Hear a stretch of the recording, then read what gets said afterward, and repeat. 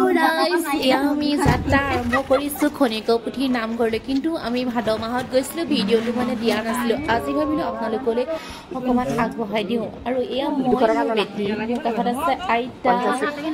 এই দুগৰাকী আইতা খুৰী আমি সকলো একেলগতে ওলাইছো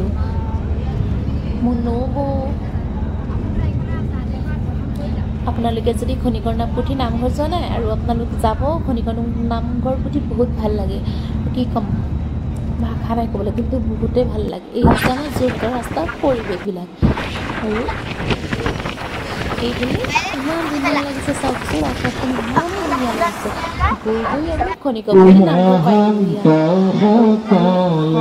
হৈ গ'ল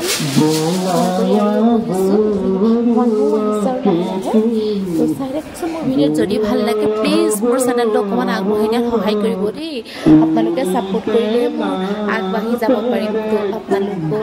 ছাপোৰ্টৰ মতে এতিয়া ভাল লাগিব ছাপোৰ্ট থাকিলে তো ভাল লাগিলে লাইক এটা কৰিব দেই